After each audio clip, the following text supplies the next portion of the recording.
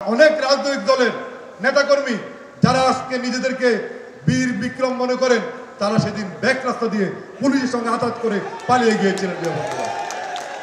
বিএনপির নেতাকর্মীরা কখনো আপোষ করতে শিখে নাই। বিএনপির কোন নেতা আপোষ করে নাই, আমাদের নেতারা আর বিএনপির কর্মীরা কখনো আপোষ করেন নাই। সব সময় আমরা রাজপথে ছিলাম। তাই বলবো প্রিয় বন্ধুরা, এখনো আমাদের যে গণতন্ত্র, যেই গণতন্ত্রের জন্য আমরা সংগ্রাম করেছি, মানুষের ন্যায্য দাবির জন্য আমরা সংগ্রাম করেছি, দ্রব্যমূল্যের যে ঊর্ধ্বগতি তার জন্য আমরা কথা বলেছি, আজকে এই 7 মাসেও বাজারে এখনো দ্রব্যমূল্য যে সঠিক একটি নিয়ন্ত্রণের মধ্যে থাকবে সেটা কিন্তু এখনো কিন্তু আসে না। এখনো কিন্তু মানুষ কষ্টে জীবনযাপন করছেন। যারা এই সংগ্রামে হাত পা হারিয়েছেন, যারা এই সংগ্রামে শহীদ হয়েছেন, যারা এই আন্দোলনে নিহত হয়েছেন, এখনো তাদের পরিবারকে যত উপযুক্ত পরিমাণ যতটুকু সাহায্য সহযোগিতা করার প্রয়োজন ছিল এখনো কিন্তু আমরা সেটা করতে পারি না, কারণ এদের রক্তের বিনিময়ে আজকে এই গণতন্ত্র। সুতরাং এদেরকে আমাদের সকলকে এদের কথা মনে রাখতে হবে। যেই কারণে ওরা নিজেরা নিজেদের রক্ত দিয়েছেন সেগুলোকে আমাদেরকে মনে রেখেই কাজ করতে হবে। এদের অবদান আমাদেরকে ভোলা যাবে না।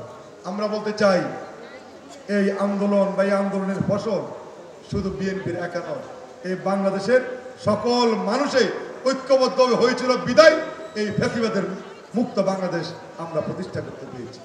এই 16 বছর তারেক রহমান এই দলটাকে আস্তে আস্তে করে সকলকে ঐক্যবদ্ধ করে তিনি বারবার আন্দোলনের কর্মসূচি ঘোষণা করেছেন। আমাদের নেতাকর্মীদের হত্যা করা হয়েছে, আমরা জেলে গিয়েছি, আবার আসছি, কিন্তু আমরা কেউ এই অপশক্তির সাথে আমরা হাত মিলাইনি। আমরা কেউ অপশক্তির সাথে আপোষ করি নাই। আমরা জেলে গিয়েছি, জেল থেকে বের হয়ে আবার রাজপথে এই গণতান্ত্রিক বাংলাদেশ প্রতিষ্ঠায় আমরা সংগ্রাম করেছি।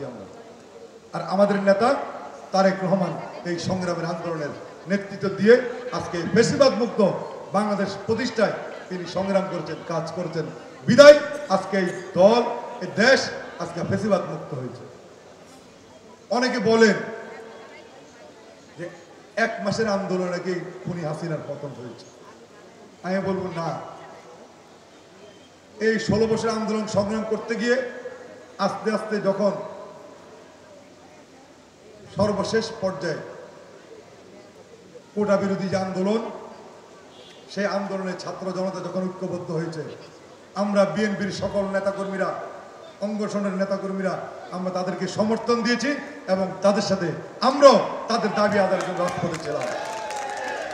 আপনি দেখেন এই 1 মাসের আন্দোলনে প্রায় 450 বিএনপির নেতাকর্মী শহীদ হয়েছে। বিএনপির বড় বড় সকল নেতাকর্মীদেরকে এই 1 মাসের আন্দোলনে গ্রেপ্তার করেছে। আমরা রাজপথে ছিলাম বিদায়ী তো আমাদেরকে গ্রেপ্তার করেছে। অন্য কোন দলের এত নেতাকর্মীকে গ্রেপ্তার হয়েছিলেন? আরে অনেক রাজনৈতিক দল এই 16 বছরে 16 দিনে মাঠে ছিলেন না। প্রিয় বন্ধুরা, আজকে যারা নিজেদের নিয়ে অনেক বড় বড় কথা বলেন, যেদিন 28 অক্টোবর যেদিন এখানে সরকার পতনের আন্দোলন যেদিন ডাকা হয়, সেদিন অনেক রাজনৈতিক দল ছিলেন। আমরা সেদিন দেখেছি বিএনপির উপর পুলিশ হামলা করেছে, সেদিন বিএনপির অনেক নেতাকর্মীদের হত্যা করেছে।